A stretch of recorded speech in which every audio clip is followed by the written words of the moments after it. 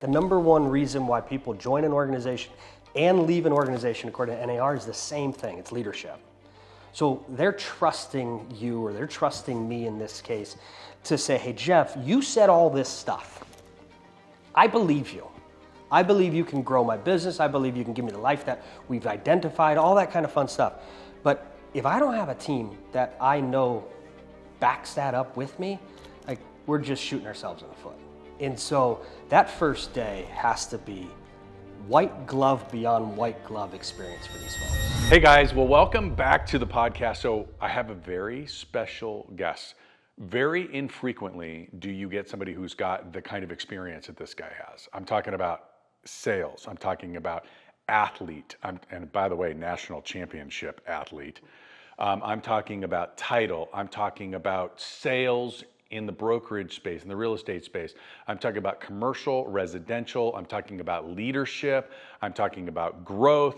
And he owns a brokerage. And oh, by the way, he runs the sales for one of those top 1% real estate companies in the country. So please, big round of applause, welcome for Jeff Renevier from the great state of Montana. Yeah, so originally Southern California kid. Like you mentioned, I played sports my entire life, was very fortunate enough to get up to the University of Montana, where I ended up going to college. Played on the football team there for a few years. We won a national championship. Some incredible memories, there's no doubt about that.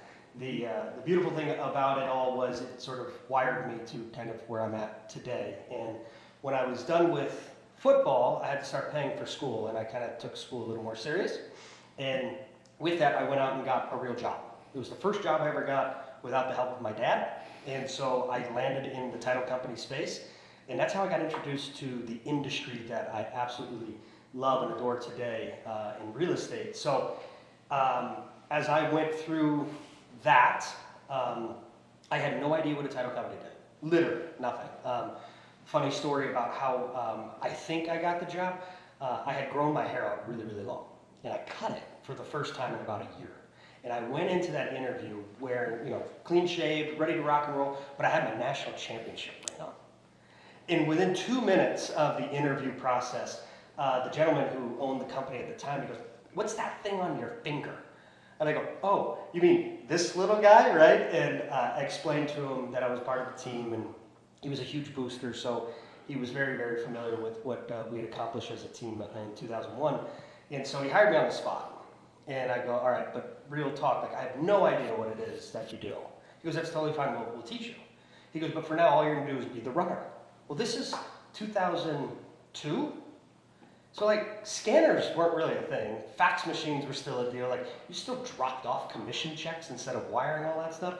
So I just drove around town, dropping off title commitments and picking up orders and doing all that stuff. And I was just so sort of intrigued by it that within 6 months they had me doing title policies, and I was really into the research piece of it. And then when I graduated, he actually had an office in Bozeman. And he says, "Hey, when you're done, we're going to teach you on the escrow side, and we're going to kick you off to Bozeman, and you're going to go help that company." Well, when I got to Bozeman, they made me the marketing guy. Yeah. I had never taken a marketing class in my life. I had no idea what it was. For those people that don't know what a marketing guy is, so your job was to go out and market to end users, real estate agents, brokerages, that kind of stuff. Absolutely. You were shaking hands, kissing babies. Yeah, I was in sales without realizing that I was in sales, and definitely not getting paid like I was in sales. So the long and the short of it was, I happened to work for a company that at that time, we were about 4.5% market share, and you know that's not very good. There was 2 competitors there in town who flip-flop between 35 and 40% every month, and that left the other 20% to 3 other companies. So it was a grind. And so within 3 months, we had flipped the script completely, and we were pushing 14% market share. And people are like, "Well, how the heck did you do it so fast?" And you're like, I got a list of the top 50 agents, which was like the holy grail of information that you were looking for. And I was passive aggressive about reaching out to them because I didn't really know what to say, how to say it, and when to say it. So I emailed all 50 of these people, and only one person replied. She just happened to be the top agent in the Valley. And so we went to lunch. Long story short, she was like, hey, I like what you're doing. Let's give you some business opportunities. And so then as that went on, I got asked one time, because remember, in the title company world, you get asked all the time for plat map, for covenants, all that kind of stuff. And an agent said, hey, I need you to do me a favor. I'm like, all right, what do you need? Mailing labels? Cubs? And she goes, I need you to apply for a position within the organization. And sure enough, went through that whole rigmarole, and I cut my teeth in the real estate side of it as a team leader with another brand. So then 2.5 years later, in leadership position, this would have been in 2007. You know what happened then? One day I had 95 agents, the next I had 50. And it was a grind, if you will, to just try and keep everything moving in the right direction. And I thought to myself, well, shoot, I'm teaching people how to sell real estate. I'm going to go do it myself. And my first day on the job, I sat in my new office feeling like the guy of all guys. I'm like, I got this. And I sat there and I go, what did I just do? I had no idea what to do, even though I had been teaching people how to do it for, at that point, the last 2.5 years. So it's super interesting, right? And we won't talk about the brand, but it was sort of a backwards deal. You had some experience on the sales side. They actually put you in a position of authority, teaching people something that you actually had not done yet. Correct. So the next phase of your career is the one that probably ultimately got you and I to meet, because it gave you the opportunity to get into the trenches and actually do the thing. So can you share with us a little bit about that? So in 2009 is when I stepped away from that position of authority, as you say, and just, like I said, rolled up my sleeves. I was fortunate enough to learn from some really good agents. As time went on, they started leaving the organization for other reasons or for different reasons. And at a certain point in my career, it sort of clicked for me. And I was like, oh, this is what we should be doing. But it really wasn't until 17 that I really had it sort of figured out. And that was because you had said, hey, listen, let's try to do something together here. And I was very, very fortunate enough to coach personally with you from the sales perspective. And in that first year of being a part of Distinctive, you know the answer to this, but at home, we increased our business by 423% in a year. Like, that was substantial. And it wasn't like I didn't do real estate before, but to increase it 423%, I was like, there's something here. And then it was just, had my eyes open to, like, what does it look like to learn? What does it look like to teach? What does it look like to practice all of those different skills? And, sort of the rest is kind of history. And now my wife has taken that business to a completely new level. So what was interesting for me during that period of time was to watch you go from very successful real estate agent to brokerage owner to making this connection, because it didn't seem at the beginning that you really enjoyed leadership. You were honing this incredible skill from an agent sales perspective, and something clicked, something changed in you where you went, now wait a minute, I can teach people how to do this. That's going to light me on fire. Yeah, and then we would fast forward to 2019, and that's really where it just absolutely blew up for me. But it was more the mindset, right? So we had some challenges within our market with people leaving. I mean, it's, from a brokerage standpoint, it doesn't matter how many people you bring in the front door if the back door is wide open. Like, it is a very, very challenging thing to do until it's not. And so I'll never forget it.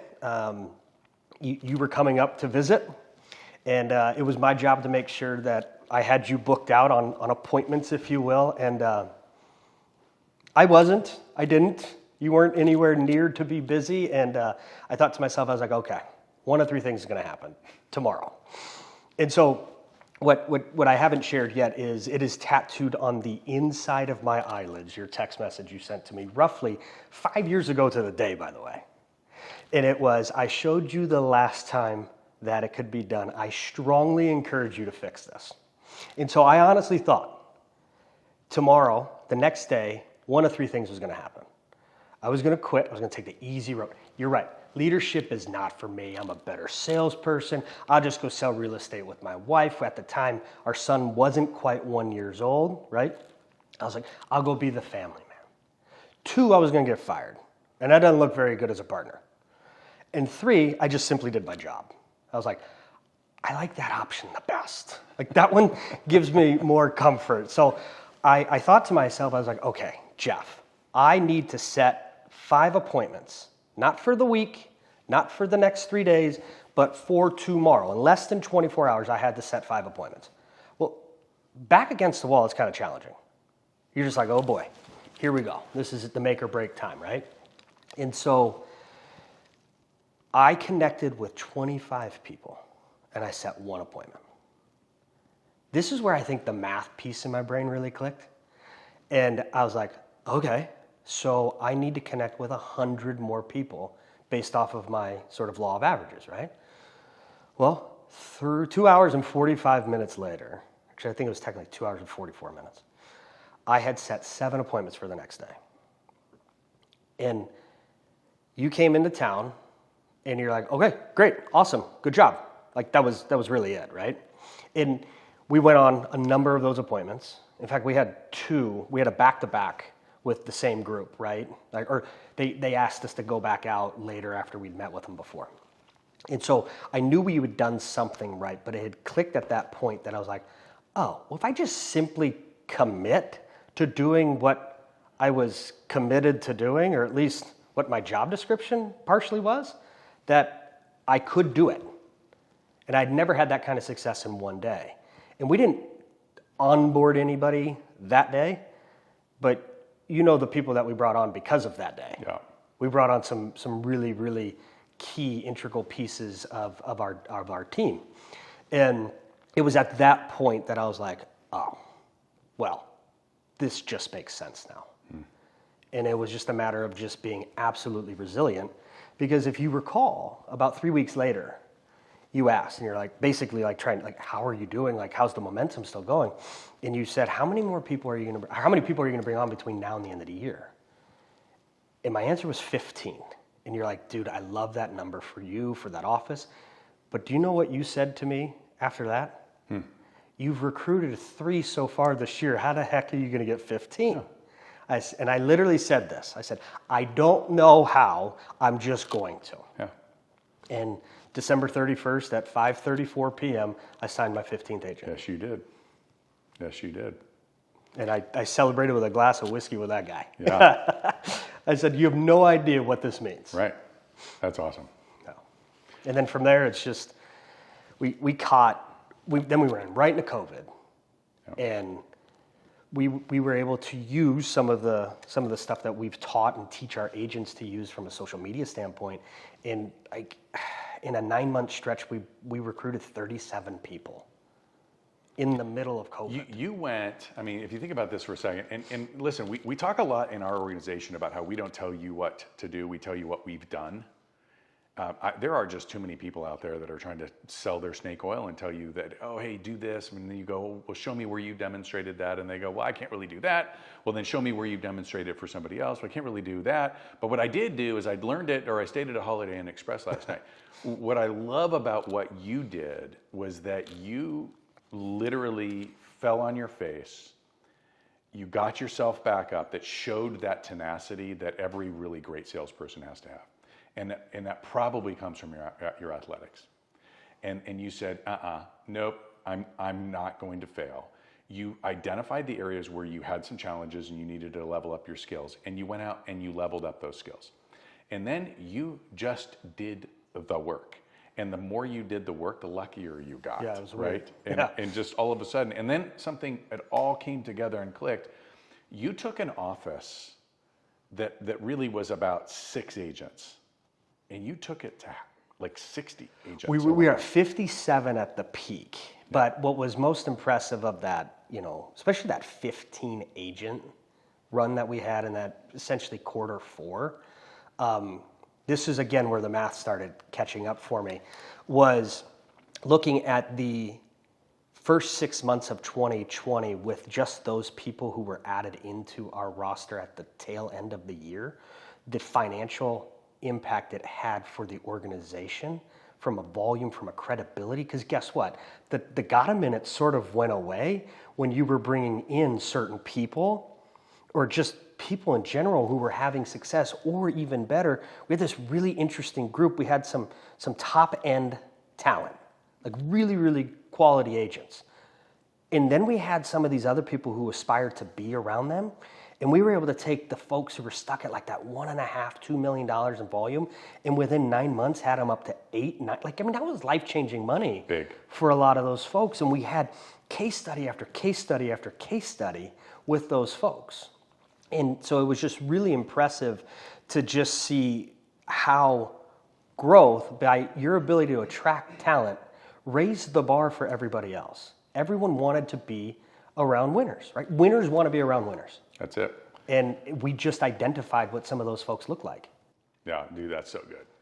Because B players, there's only one thing that A players hate more than failing themselves, is having to hang out with people that are failing. It's just the worst thing ever, right? You can see it. And how many times have we tested that? And yeah, you're leveraging that and you're using their momentum. Love it. Listen, you guys, you need to get connected with Jeff. You need to get on Instagram. He's jrennie08. Mm-hmm. jrennie08. And you need to follow him, but you also need to reach out to him and DM him and ask him for some of his secrets. Like, he's literally from I don't care if you're in the title business. I don't care if you're in the insurance business. I don't care if you're in the mortgage business. I don't care if you're in the real estate commercial side or residential side, or if you're a manager, owner, leader of an organization. This guy has got the experience in all of those pieces, and he can help you. So make sure you connect with him. So you then took your experience from national championship football all the way through title, I'll call it the minutia of title and that whole piece, straight into brokerage and marketing and sales and growth and recruiting and M&A, and like, you've done it all. And you turned that into a way of teaching other agents and leaders to grow their business. Can you tell us a little bit about that? Yeah, we refer to it as the proven process. And it's multi-stepped. It's, if you can read, you can follow the process. The one business class I took in college happened to be a operations and systems course. And I was like, what in the world is this? And I'll never forget it. Like, that was the first time I'd ever heard of like a process flow chart. I go, what the hell's a process flow chart? And then I was at a GRI event when I was selling, and a gal asked me in my office, she goes, well, what are your systems like? And I looked at her like she had 15 heads. And you know how my brain works, right? Like, we're very similar in that regard. Like, I can't stop. I couldn't do anything. And one day, it was 3 o'clock in the morning, and I jumped out of bed. And I said, holy smokes, I think I got it. And I got in the shower, intentionally turned on the heat really, really, so I could have the steam, because I was scared I was going to forget what I was trying to put on basically, I had to visualize it. And so I kissed Kelsey goodbye. I said, honey, I got to go to the office. At this point, it's 4 o'clock in the morning. Hightail it to the office. I grabbed, those big desk calendars, right? They're like 2x3. I ripped one of the sheets off. I flipped it over, and I wrote out the proven process. And I didn't know it was called the proven process until I finished it. And I said, this is it.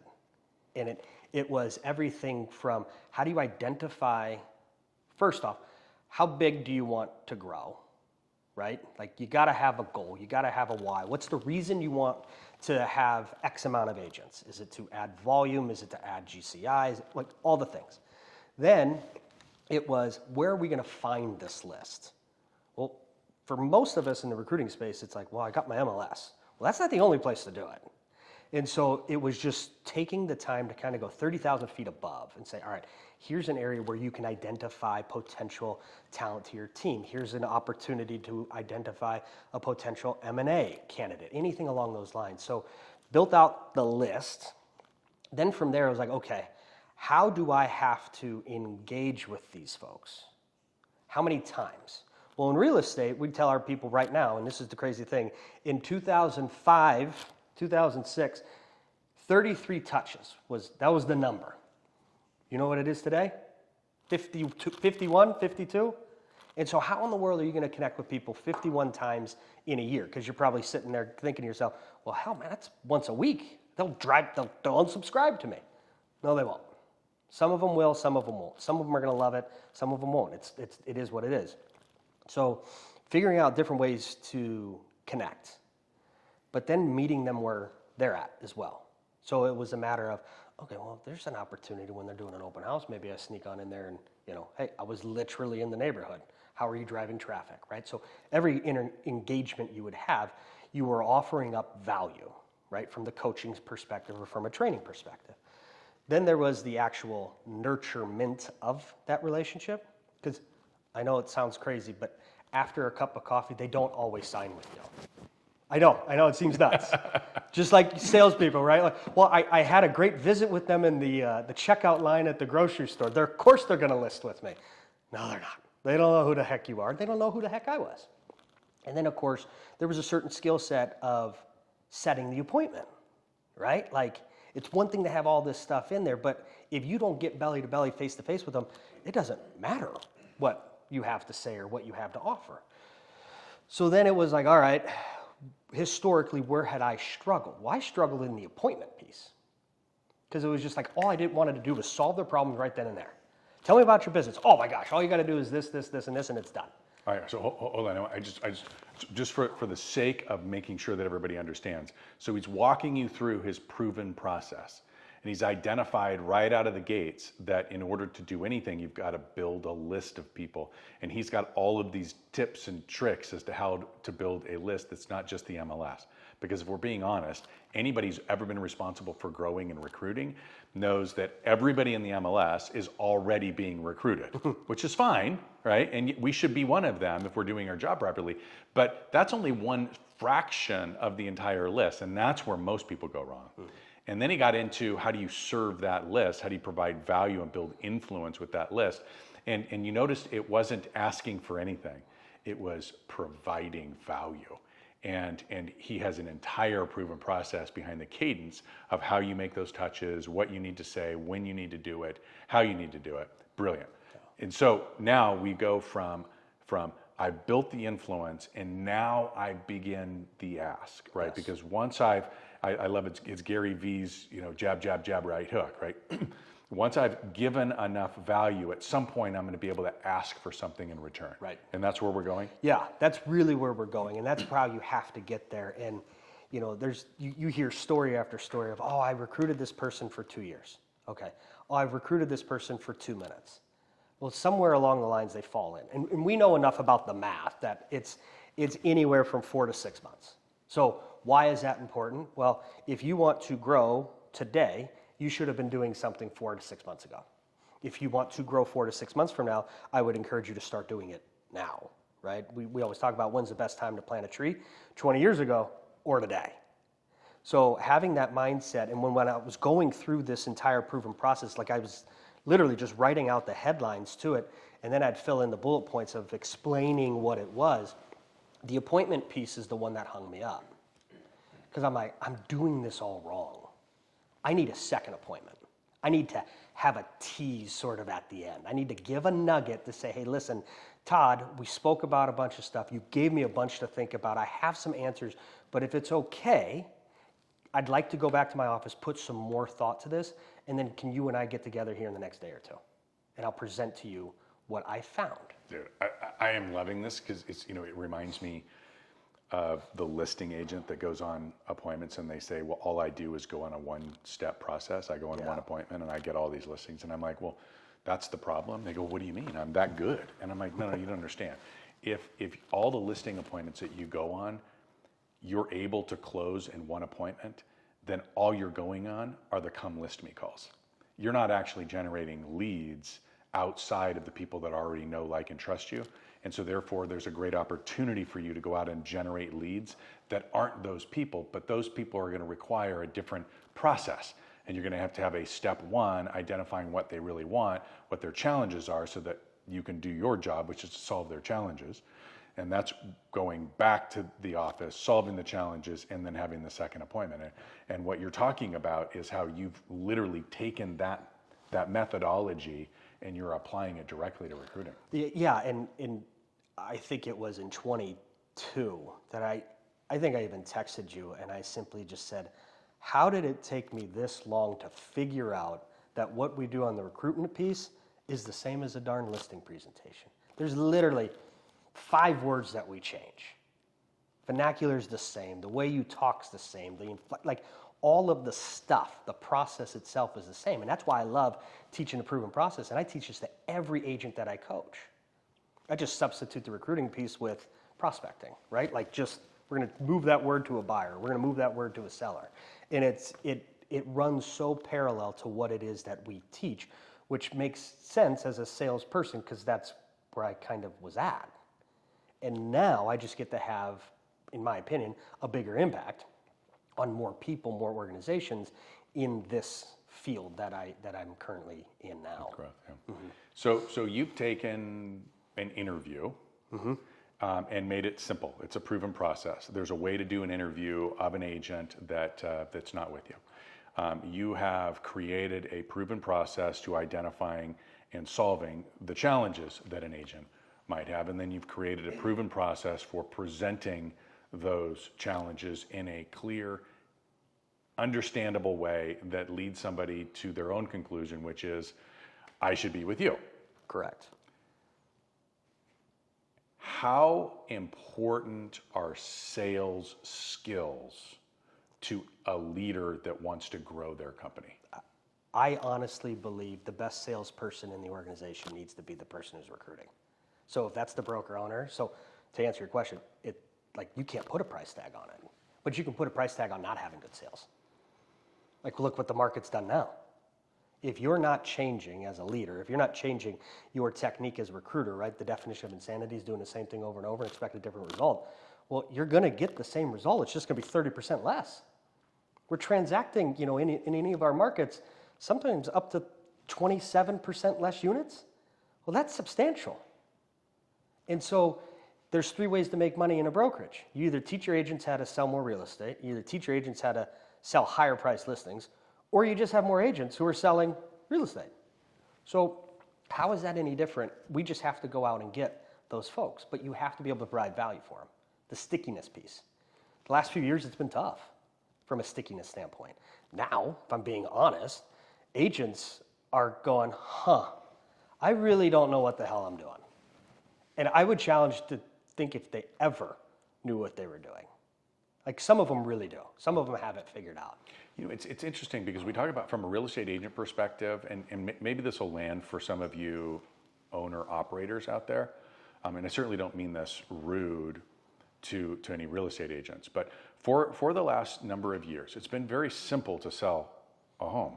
You simply got the listing, you put it in the MLS, you navigated multiple offers, and it just sold. Oftentimes it sold for more than it was listed for. It made you look like a hero, it made your customer look like a hero.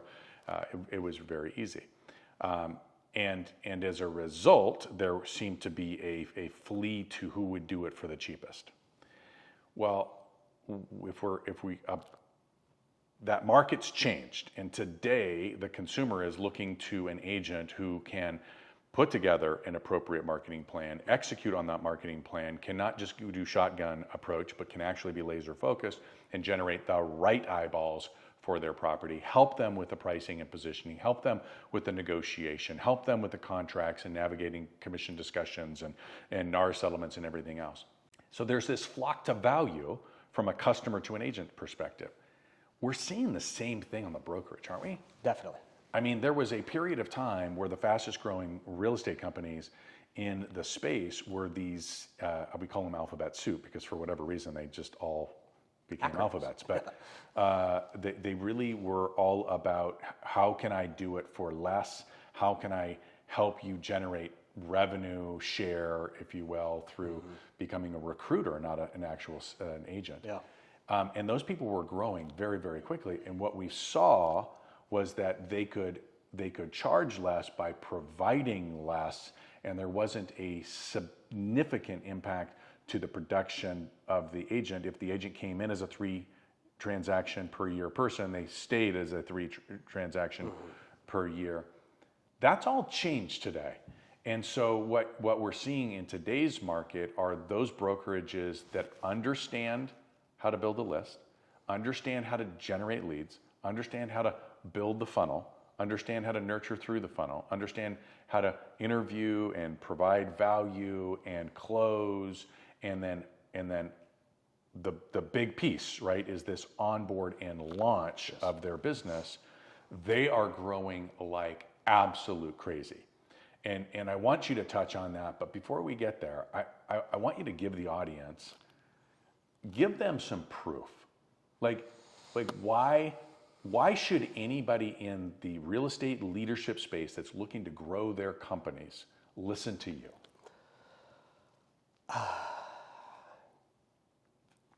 I mean, first things first, we've brought on 86 people in the first 6 months of the year. That's pretty good. That's kind of a mic drop. I don't know. I mean, then we go back to quarter 4, and for the record, we set a record in June. Remember Wait. Nobody moves in June. That's the busiest time of the year. But somehow, we got people to move. Right. Because all of these excuses that we tell ourselves are just that. They're lies and excuses. And the truth is that just the same way people are buying homes today, even though there's inflation, even though there's limited inventory, even though the interest rates are higher, because people don't buy homes just to buy homes. They buy homes because they're homes and they need to get on with their lives. Same thing. People change companies if there's enough value and enough of a reason to make that change, and you're providing it.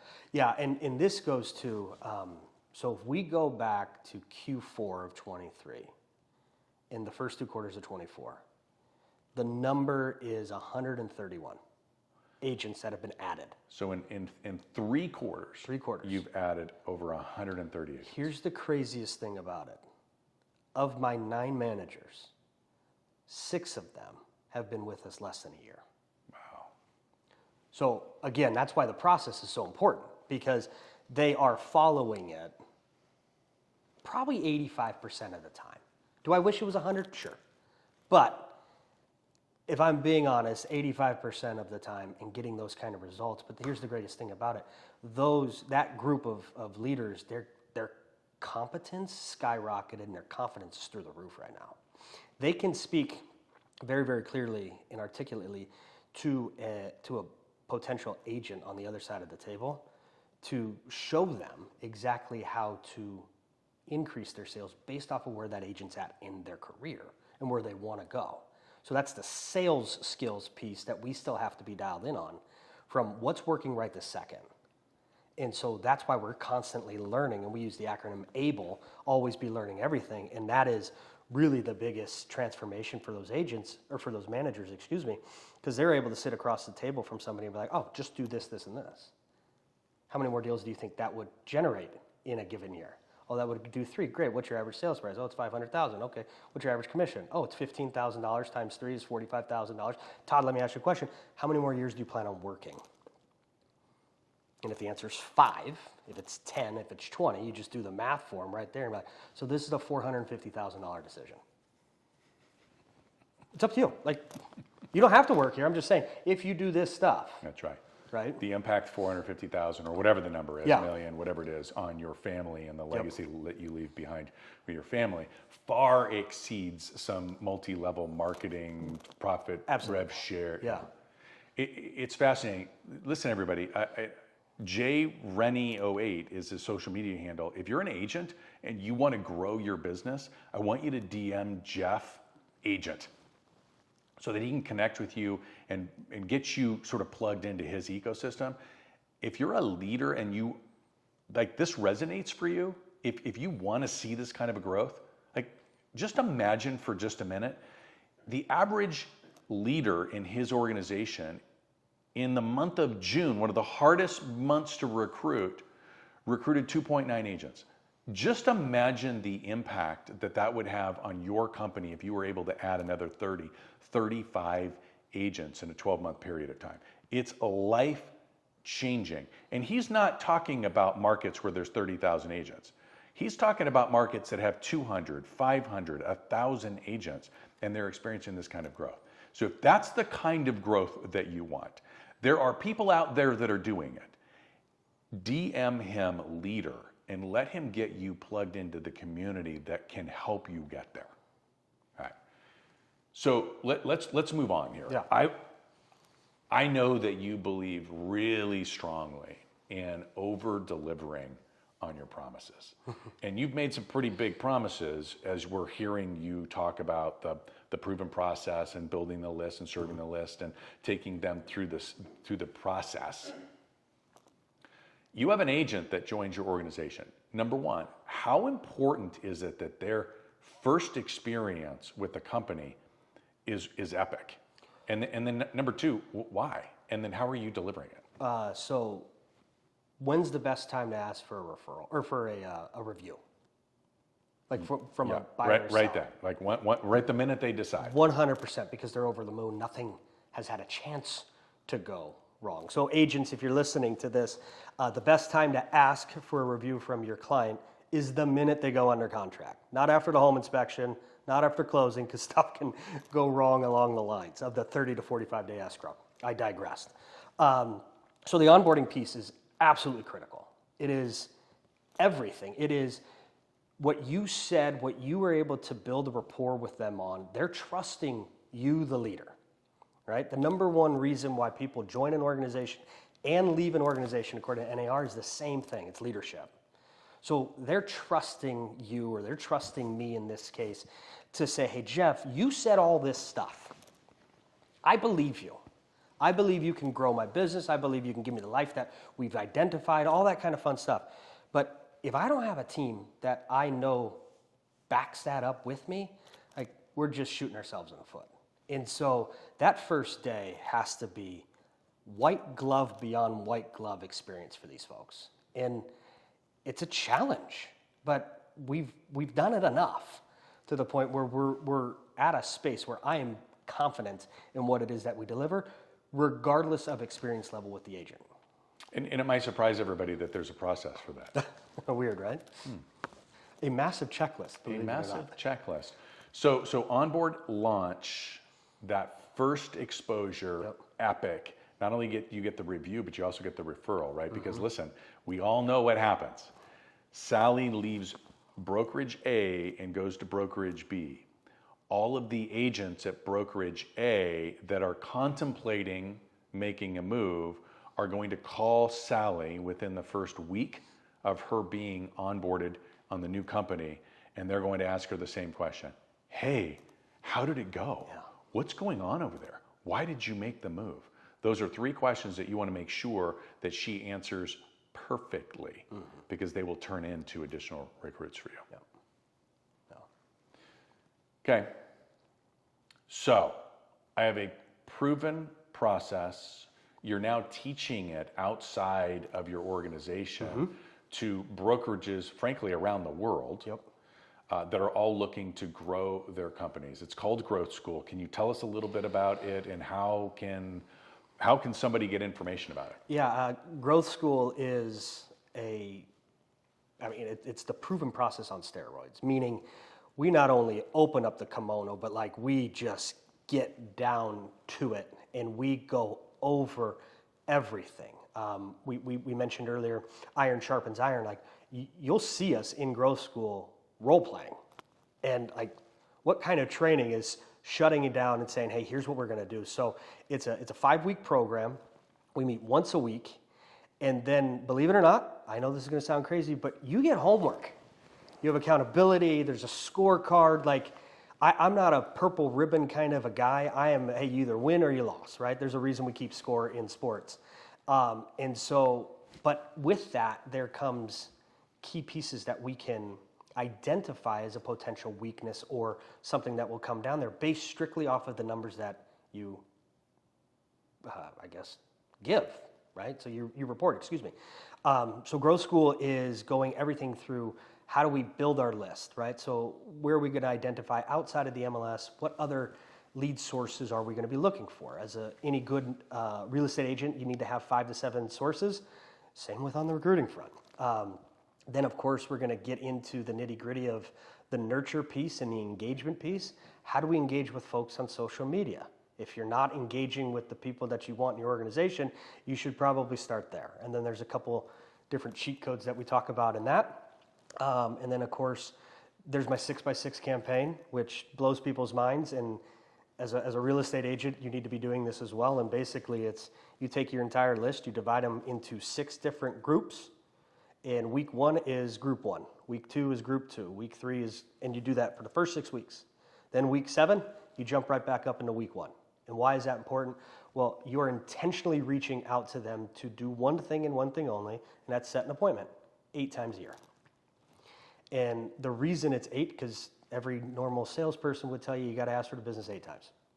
So it's not real estate centric, it is sales skilled focused. And the greats like Zig Ziglar and Jim, like all the fascinating salespeople that just aren't necessarily real estate specific, we take a lot of those techniques and we use them. Then from there, it's of course the objection handling. Well, Jeff, I'm on this split, or I'm on that, I'm not leaving. So we work through all of those different things. And that's even before you are at the appointment. So you have to handle objections prior to even setting the appointment, because people are, I'm too busy, I'm not leaving, I love my broker. Well, we teach you how to combat those things. And then, of course, the appointment, how to do the proper appointment. There's a list of questions, and it ranges anywhere from 13 to 17 questions that we have ingrained in the back of our heads, and it gets you down to their pain points, and it's identifying those pain points. If I can then go back, solve this, present it to you, right? Like, that's the second piece. And then, of course, the close. Listen, you guys, if you're a leader and you're looking to grow your business and you haven't had the success yet, and when I say you haven't had the success yet, if you're not growing by 25 agents every single year organically, I'm not talking about M&A, I'm talking about organically, you got to get in this guy's class. He's an absolute badass leader who's demonstrating that not only can he do it, but he can actually teach other people to do it. So you need to connect with Jeff, send him a text. Can we give him a phone number? Absolutely. All right, give him your phone number, send him a text message, and just send Growth School. And he can get you the information about Growth School. This class is always going, it is live. I want you to hear me right now. There are people that will pay $10,000, $25,000, $50,000 to be able to leave their place, fly across the country, go stay in a hotel room for 4, 5, 6 days so that they can get this level of training. And you get to be able to do it from the comfort of your own home via Zoom. You don't have to travel. You don't have to leave your business. You don't have to pay for any of the costs associated with that. And yet you still get the live training. Like, this is unheard of stuff. So how do they reach you? Phone number is 406-570-2980. Email would be Jeff, Jeff, Renevier, Renevier, @cbdistinctive.com. And of course, my Instagram handle is jrenny08. It starts July 15th. Yeah, well, they're always going, right? So the next one's July 15th. Oh, yes. But here's the thing. That's specifically for those of you that are leaders. There are some real estate agents that are out there, and you're probably wondering, like, how do I get a piece of that? Like, how do I get that kind of growth, but on the real estate sales side? And here's what I want to tell you. The national numbers are bleak. The average real estate agent is making less than $50,000. The vast majority of real estate agents won't make it in the business 3 years. You did not get in this business to have your dreams dashed and be broke. You got in this business because you thought it was going to be a life-changing experience. And I'm here to tell you, it can be. It will be, if you wake up and do what's necessary. And what is necessary is that you understand that if you're making less than $150,000 per year, every year, you need help. You need to get connected with Jeff right now so that he can give you his proven process, so that you can begin to build a business that's got the right lead gen, that gives you the right skills to be able to change your life. Jeff and I believe strongly in your level of leadership with selling impacts your level of leadership at home with your spouse, which impacts your level of leadership with your kids, which impacts the level of leadership of yourself and your vitality. They're all intertwined. So I know we spent a lot of time talking about leadership here today, but we're talking about everything. So make sure you reach out to Jeff. All right, dude, should we wrap? Yeah, let's do it. All right, what's one piece of advice you want to give this crew before we leave?